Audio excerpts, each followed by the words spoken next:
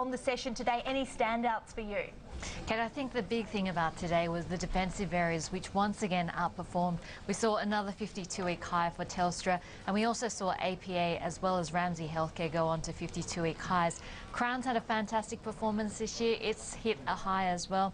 On the low side, though, we've seen stocks like Austral coming out with a 52-week low, as well as Austral. So once again, those defensive areas of the market, which have been performing so well in 2012, the focus of today. And really, that's off the back of a pretty soft performance offshore, where we did see the US market being sold off after those comments coming through from US Senator Harry Reid, and the OECD overnight also reducing their global forecasts in 2013 to just 1.4%, and that's from 2.2% previously, which they forecast back in May. Once again, light volumes, $3.1 billion worth of stock being traded. We're coming into the end of November, so hopefully the next couple of sessions we will see some book balancing going on, end of month trading, which will help to boost volumes, but once again pretty anemic trading. About the Shanghai Composite, it's been beating or I guess moving to to its own kind of pattern recently, and down near 1973 at the moment. I think that's near a couple of year lows. What do you make of it? Can you tell us the story behind this and why we're seeing so much selling?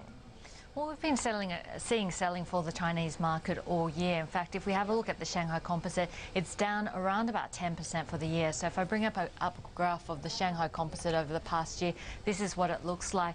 Now, if we have a look at the sell-off today, a sell-off of 0.9%, that's been led by the materials and the industrial space. And if you have a look at the last couple of sessions, it's really been the growth areas of the market which have sold off.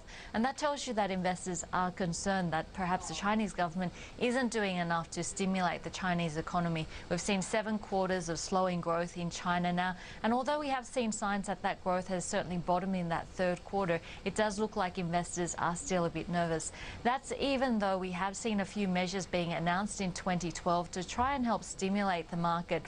We've seen a reduction in the transaction fees for equity trades. We've also seen the amount allocated to foreign institutional investors being doubled to $80 billion this year, but it doesn't seem to have stemmed the tide. Unfortunately, we are seeing the Shanghai Composite below that 2,000 psychological mark for the second consecutive day. So watching that Shanghai Composite very closely, especially for the growth areas of our market, like the materials and the energy space, which of course was sold off quite heavily today. NRW, those shares down 17% by the close. Was the news that bad?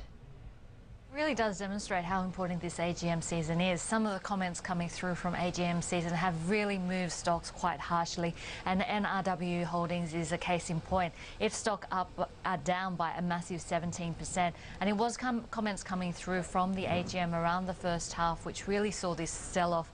Now, they are expecting to see in the first half profit between $45 to $50 million, and they've said that margins are coming under pressure as well. 2013, they're expecting the NPAT margin to be between 5 to 6%, and that would be down from 7.1% in the last financial year. So all up, I guess the market's pretty jittery on NRW anyway. This is a stock that's down by 50% over the last quarter, and it of course has been hit by a reduction in capital expenditure by one of its large clients, Fortescue.